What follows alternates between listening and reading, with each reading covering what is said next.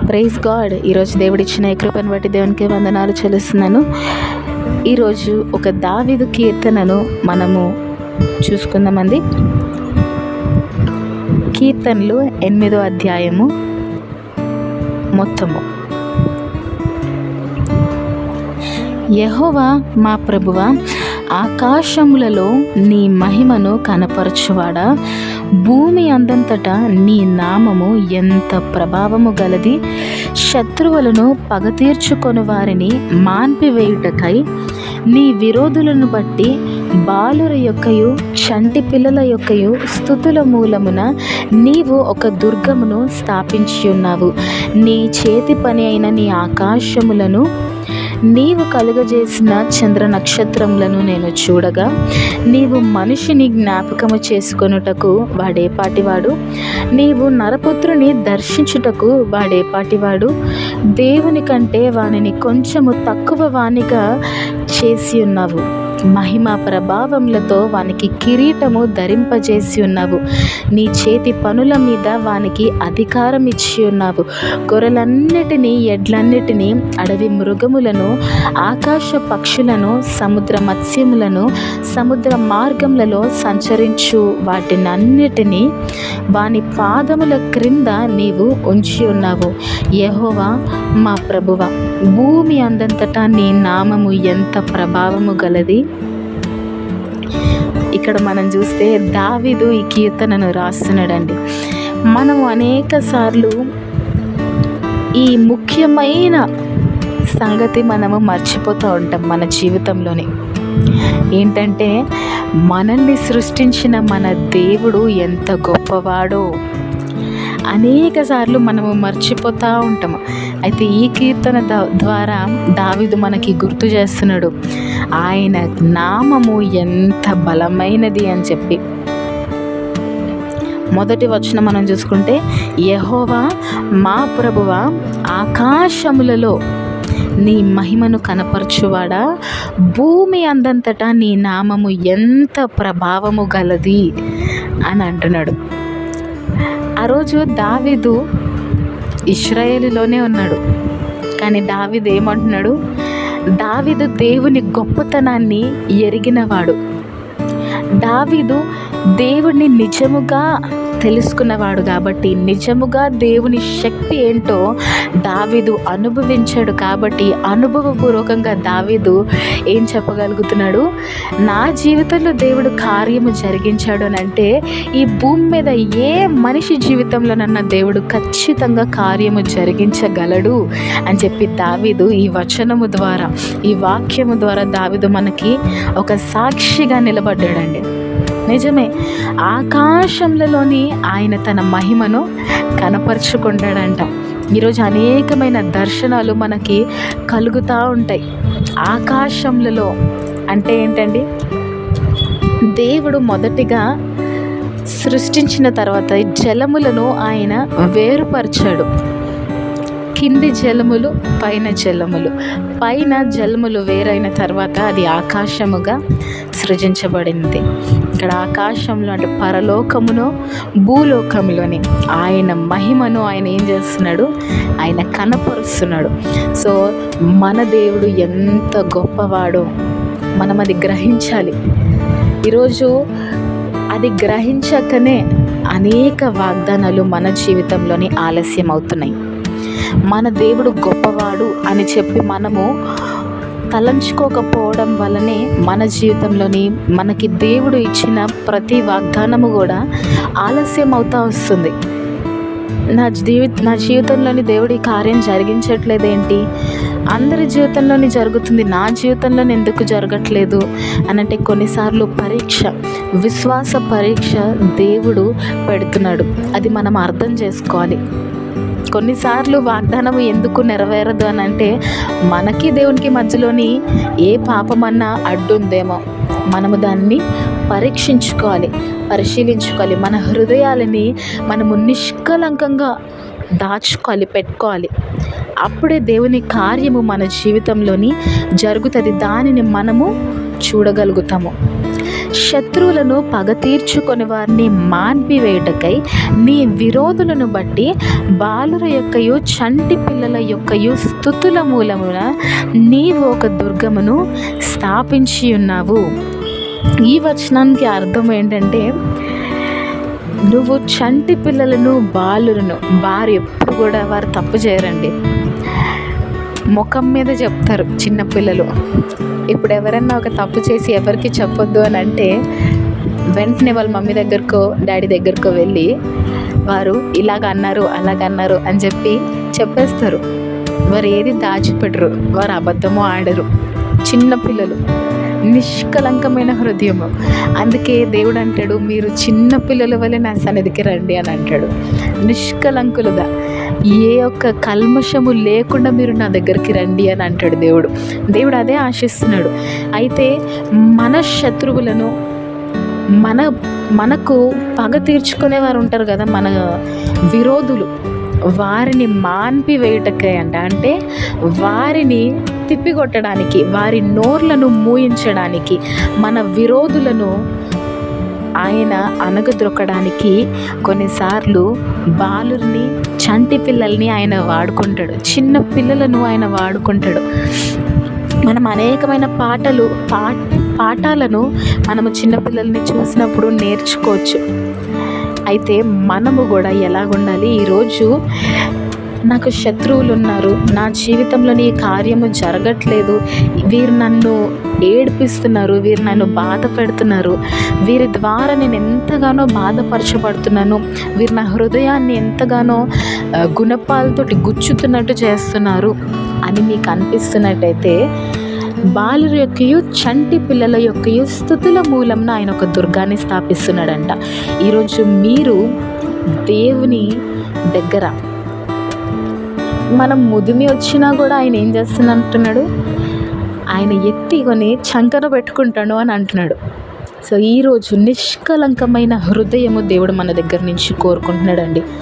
మన శత్రువుల నుండి, మన విరోధుల నుండి వారి నోరు ముయ్యబడాలి అని అంటే మనం మొదట ఎలాగుండాలి? నిష్కలంకంగా. లోకాన్ని చూసి మనము భయపడేవారుగా ఉండొద్దు. నిష్కలంకంగా మనము జీవించగలిగితే, చిన్న పిల్లల వలె దేవుని సన్నిధిని మనల్ని తగ్గించుకోగలిగితే, చిన్న పిల్లల వలె మనము దేవుని సన్నిధిలోని ఆరాధించగలిగితే, ఆయనను స్తుతించగలిగితే, చిన్నపిల్లలు ఏం చేస్తారు? మా డాడీ ఇది, మా మమ్మీ ఇది అని చెప్పి పేరెంట్స్ కోసం గొప్పగా చెప్పుకుంటారు కదా. అలాగే మనము కూడా చిన్న పిల్లల వలె, చిన్న పిల్లల స్వభావము కలిగి మన దేవుణ్ణి స్తుతించాలి. మన తండ్రిని, మనల్ని సృష్టించిన మన తండ్రిని మనం ఏం చేయాలి? స్తుతించాలి. అప్పుడు మీకు విరోధముగా రూపించబడిన ఏ ఆయుధము వర్ధిల్లదు. దేవుడు మీ తోడు ఉంటాడు. మీరు ఎప్పుడైతే ఆయన సన్నిధిని కోరుకుంటున్నారో, మీరు ఎప్పుడైతే ఆయన గొప్పవాడు అని చెప్పి ఆయనను ఆరాధిస్తున్నారో, ఆయనను స్తుతిస్తున్నారో, ఆ సమయంలోనే బంధకాలు అనేవి తొలగిపోతాయండి. ఆ సమయంలోనే శత్రువులను దేవుడు హతము చేస్తాడు. అందుకే మనము నిష్కపటముగా దేవుణ్ణి ఆరాధించాలి. ఏదో ఆశిస్తూ మనము ఆరాధించడానికి వీల్లేదు, కానీ ఎప్పుడు ఏదో ఆశిస్తూ మనము చేయకూడదు. ఎప్పుడు దేవుడు గొప్పవాడు, ఆయన నా జీవితంలోని గొప్ప కార్యాలు చేయగలడు అని చెప్పి ఆయన ప్రభావము వైపు చూస్తూ మనము దేవుణ్ణి ఆరాధించాలి. చిన్న పిల్లల వలె మనము ఆరాధించాలి. నీ చేతి పనిని అయిన నీ ఆకాశంలను, నీవు కలుగజేసిన చంద్ర నక్షత్రములను నేను చూడగా, నీవు మనిషిని జ్ఞాపకం చేసుకున్నటకు వాడేపాటివాడు, నీవు నరపుత్రుని దర్శించుటకు వాడేపాటివాడు. దావీదు అడుగుతున్నాడండి. ఆయన చేసిన సృష్టి అంతటిని చూస్తే నిజంగా చంద్రుడు చాలా పెద్దోడు, నక్షత్రాలు కూడా చాలా పెద్దవి. ఇవన్నీ నువ్వు సృష్టించావు దేవా. ఇన్ని సృష్టించిన నువ్వు ఒక మనిషిని జ్ఞాపకము చేసుకోవడానికి, చిన్న మనిషిని జ్ఞాపకము చేసుకోవడానికి ఆ మనిషి ఏ పాటివాడయ్యా? ఈరోజు నువ్వు నిజంగా ఎంతగా మనిషిని ప్రేమిస్తున్నావు అని చెప్పి దావీదు చెప్తున్నాడు. మనము అలాగ చెప్పగలుగుతామా? మనం ఎప్పుడు ఈ లోకపు ఐహిక విచారాల మీదనే దృష్టి ఉంచుతూ ఉంటాం, కానీ దేవుడు మనల్ని ఎంత ప్రేమిస్తున్నాడు, దేవుడు మన కోసం ఏం చేస్తున్నాడు, దేవుడు మన జీవితంలో ఏం చేయాలని ఆశపడుతున్నాడు, దీని మీద దృష్టి అసలు ఉండదండి. కాబట్టి ఈరోజు ఒక తీర్మానం తీసుకోండి. దేవా, నువ్వు నా జీవితంలోని ఏం చేయాలనుకుంటున్నావు, నువ్వు నా జీవితం ద్వారా ఏం చేయాలనుకుంటున్నావు, నీ మీద దృష్టి ఉంచే కృపను నాకు దయచే దేవా అని మీరు అడిగితే, మీరు అడిగి ఒక అడుగు మీరు ముందు పెడితే అప్పుడు దేవుడు ఆశ్చర్యకార్యాలు జరిగించగలడు. దేవుని కంటే వానిని కొంచెము తక్కువ వానిగా చేసి ఉన్నావు, మహిమ ప్రభావములతో వానికి కిరీటము ధరింపజేసి ఉన్నావు. ఇక్కడ దేవుని కంటే అని అంటే ఇంకొక ట్రాన్స్లేషన్లో మనం చూస్తే దేవదూతలు, ఏంజల్స్, వాటికన్నా కొంచెము తక్కువ వానిగా నువ్వు మనిషిని ఏర్పరిచావు, మహిమ ప్రభావముతో వానికి కిరీటము ధరింపజేసి ఉన్నావు. ఈరోజు నిజంగా మనిషి జీవించగలడు. మనిషిలోని దేవుడు ఏం పెట్టాడండి? జీవాత్మను పెట్టాడు. మరణము జీవము నాలిక వశము అని చెప్పి బైబిల్ సెలవిస్తుంది. సో దేవుడు మనకి జీవాత్మనిచ్చాడు. అబవ్ ఆల్, అన్నీ జీవిస్తున్న ప్రతి దానికన్నా ముఖ్యముగా దేవుడు మనల్ని ప్రేమిస్తున్నాడు. మనలోని దేవుడు ఏం పెట్టాడు? ఆత్మ. ఆత్మతోటి మనము దేవుణ్ణి ఆరాధించాలి. పూర్ణ హృదయముతోటి మనము దేవుణ్ణి ఆరాధించగలగాలి. ఈరోజు అనేక మంది శరీరానికి ఇచ్చే ప్రాముఖ్యత ఎక్కువైపోతుంది, ఆత్మకు ఇచ్చే ప్రాముఖ్యత బహు తక్కువైపోతుంది. అనేక మంది పోరాడుతున్నది దీంతో. ఈ సమయాన శరీరానికి ఎక్కువ ప్రాముఖ్యత, అది ఏ విధమైనదైనా కావచ్చు. అమ్మాయిలైతే అందం కోసం ప్రాకులాడుతూ ఉంటారు. నేను ఇలా కనిపించాలి, నేను అలా కనిపించాలని చెప్పి అందం కోసము ఎప్పుడు శరీరానుసారంగా ఆలోచిస్తూ ఉంటారు. ఎప్పుడైతే మనము దేవుని ద్వారా స్పర్శింపబడి, దేవుని ద్వారా మనము రక్షించబడి, యేసయ్యను మన నిజ రక్షకునిగా అంగీకరిస్తామో, మనము విడిచిపెట్టాల్సింది ఏంటో తెలుసా? శరీరాశ, నేత్రాశ, జీవపు డంబము. నిజంగా శరీరం ఎంత కుళ్ళు పట్టిపోయిందో ఈరోజు. కనిపించడానికి బయటకు అందంగా కనిపించవచ్చు, కానీ ఎంత పాడు చేస్తున్నారు శరీరాన్ని. ఈ శరీరము దేవుని ఆలయము అని మర్చిపోయి ఏది పడితే అది శరీరానికి కదా. ఈ విధంగా మనము జీవించాలని దేవుడు ఆశపడట్లేదు. దేవుడు మనము పూర్ణులమై దేవుడిని ఆరాధించాలని చెప్పి ఆశపడుతున్నాడు. ఆత్మపూర్ణులమై ఆయన వైపు చూడాలి అని ఆశపడుతున్నాడు. అవును, హీఈస్ ఎ జలస్ గాడ్. ఆయన నిజంగా ఆయనకి రావాల్సిన మహిమ ఆయనకి రావాలి అని చెప్పి ఆయన ఆశపడతాడు. ఎందుకండి మీ దేవుడు ఎప్పుడు నేను నేను అని అంటాడు, నేనే అని అంటాడు అని చెప్పి అనేకమైన అన్యులు అడుగుతారంట. ఎందుకు అంటే ఆయన సర్వాన్ని సృష్టించిన సృష్టికర్త కాబట్టి, ఆయన ఒక్కడే అన్నీ చేశాడు కాబట్టే ఆయన అంత ధైర్యముతోటి నేనే అంటాడు. నేనే నిన్ను పోషించువాడిని అంటాడు, నేనే నిన్ను రక్షించువాడిని అంటాడు, నేనే నిన్ను విడిపించువాడిని అంటాడు, నేనే నిన్ను సమకూర్చేవాడిని అంటాడు, నేనే నిన్ను బలపరిచేవాడు అంటాడు, నేనే నీకు తోడై ఉన్నాను అని అంటాడు దేవుడు. ఎందుకు అంటే ఆయన గురించి ఆయనకు తెలుసు. మనకు తెలియదేమో, ఆయన ఎవరో ఆయనకు తెలుసు. He is the supreme power of the entire universe. సమస్తానికి ఆయన అధికారిగా ఉన్నాడు. ఆయన గొప్ప దేవుడు. వేలాది దూతల ద్వారా ప్రతి నిత్యము యోగ్యుడు యోగ్యుడు యోగ్యుడు అని కొనియాడబడుతున్న దేవుడు, పరిశుద్ధుడు పరిశుద్ధుడని కొనియాడబడుతున్న దేవుడు. ఆయన యందు ఏ కల్మషము లేదు. ఈరోజు దేవుడు మన దగ్గర అదే కోరుతున్నాడు. నా బిడ్డలుగా ఉన్న మీరు కూడా నిష్కలంకులుగా నా దగ్గరికి రండి అంటున్నాడు.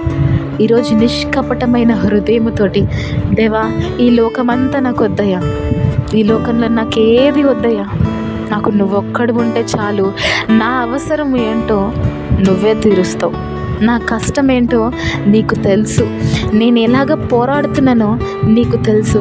కానీ ఇక మీదట పోరాడేది నేను కాదయ్యా. ఇప్పటి వరకు నా స్వకష్టంతో నా అంతటా నేను కష్టపడాలి అని చెప్పి నేను అనుకున్నాను, కానీ నా అంతటా నేను చేయాలి అని అనుకున్నాను, కానీ నేనే చేయగలను అని అనుకున్నాను. కానీ దేవా, నా వల్ల కాదయ్యా, నువ్వే నా పక్షాన పోరాడు, నువ్వే నా పక్షాన నిలబడు, నువ్వే నా పక్షాన యుద్ధము చేయి అని చెప్పి నీ జీవితాన్ని నువ్వు ఎప్పుడైతే దేవుని చేతికి అప్పచెప్పుకుంటావో ఆ క్షణాన తలుపులు తెరవబడతాయి. ఆ క్షణాన నువ్వు ఎప్పుడైతే దేవుని సన్నిధిలోని మోకరించి కన్నీళ్లు కార్చి దేవునికి సమస్తమును అర్పిస్తావో, అట్ దట్ మూమెంట్, ఆ క్షణానే దేవుడు తలుపులు తెరవబోతున్నాడు.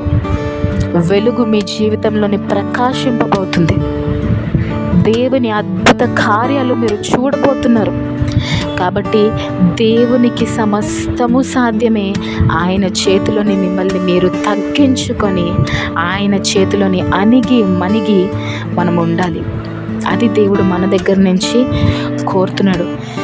6వ వచనము, నీ చేతి పనుల మీద వానికి అధికారం ఇచ్చి ఉన్నావు. గొర్రెలన్నిటినీ, ఎడ్లన్నిటినీ, అడవి మృగములను, ఆకాశ పక్షులను, సముద్ర మత్స్యములను, సముద్ర మార్గములలో సంచరించు వాటన్నిటినీ వాని పాదముల క్రింద నీవు ఉంచి ఉన్నావు. యెహోవా మా ప్రభువా, భూమి అందంతటను నీ నామము ఎంత ప్రభావము గలది. అన్నిటి మీద దేవుడు ఈరోజు మనకి అధికారం ఇచ్చాడండి. మనల్ని అధికారులుగా దేవుడు ఈ లోకం మీద పెడితే మనమేమో బానిసలుగా తయారవుతూ ఉంటున్నాం. He gave authority. మనకి ఈరోజు ప్రతి దాని మీద అథారిటీ ఇచ్చాడు దేవుడు. యేసయ్య వచ్చి, నేను ఏ కార్యాలైతే చేశానో మీరు దానికన్నా మించిన కార్యాలు మీరు చేయగలుగుతారు, మీరు నా యందు విశ్వాసం ఉంచితే, నేను నిజంగా దేవుణ్ణి అని చెప్పి మీరు నమ్మితే, మీరు విశ్వసిస్తే, అప్పుడు మీరు ఆ కార్యాలు చేయగలుగుతారు. ఎందుకంటే మీలోని నేను ఉంటాను కాబట్టి, మీరు నన్ను అంగీకరిస్తారు కాబట్టి. మీరు నన్ను అంగీకరిస్తే తండ్రిని అంగీకరిస్తున్నారు.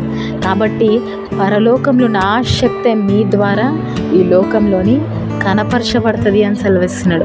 ఆయన అన్నిటి మీద మనకు అధికారం ఇస్తే మనము మనంతట మనమే ఈ శరీరేచ్ఛల వల్ల, ఈ నేత్రాశ వల్ల, ఈ జీవపు డంబము, నిజంగా మన ఆత్మను మనం ఎంతగా పాడు చేసుకుంటున్నామో, ఈ లోకంలోని కనిపించే వాటిని చూస్తూ ఉన్నంత కాలము మనము ఆత్మానుసారంగా మనము జీవించడము అసాధ్యము. మనం ఈ లోకంలో కనిపించే వాటి వైపు మనము తిరగడానికి వీల్లేదు, కానీ ఆత్మీయ రంగంలోని మనము చూడాలి. మన దృష్టి అంతా ఆత్మీయ రంగంలో ఉండాలి. శరీరానుసారంగా మన దృష్టి ఉండడానికి వీల్లేదు. Let us correct our sight first. కళ్ళు ఈ దేహానికి దీపము అంటాం కదండి, వాక్యము సెలవిస్తుంది. కాబట్టి మన కళ్ళు దేన్నైతే చూస్తాయో అదే మన హృదయము, మన తలంపులు ఆలోచిస్తాయి. కాబట్టి మన కళ్ళు ఆత్మీయంగా ఉండాలి. మనము దేనిని చూసినా ఆత్మీయ రంగంలోని మనం చూద్దాం. ఇది మనము నేర్చుకుందాం, ఇది మనం ప్రాక్టీస్లో పెడదాము, ఆచరిద్దాము. సో దేవునికి మహిమకరంగా మనము జీవిస్తూ, యెహోవా మా ప్రభువా, భూమి అందంతటా నీ నామము ఎంత ప్రభావము గలది అని అంటూ మన జీవితంలోని దేవుడు చేస్తున్న ఆశ్చర్య కార్యాలను మనము ఈరోజు దానిని స్వీకరించబోతున్నాము. అందును బట్టి దేవునికే వందనాలు, దేవునికే సమస్త మహిమ ఘనత ప్రభావములు చెల్లునుగాక. ఆమేన్. ఈ చిన్న మెసేజ్ మీకు ఆశీర్వాదకరంగా ఉన్నట్లయితే మీ ఫ్రెండ్స్ తోటి, ఫ్యామిలీస్ తోటి షేర్ చేసుకోండి. దేవుడు మిమ్మల్ని దీవించును గాక. Thank you. Praise the lord. Shalom.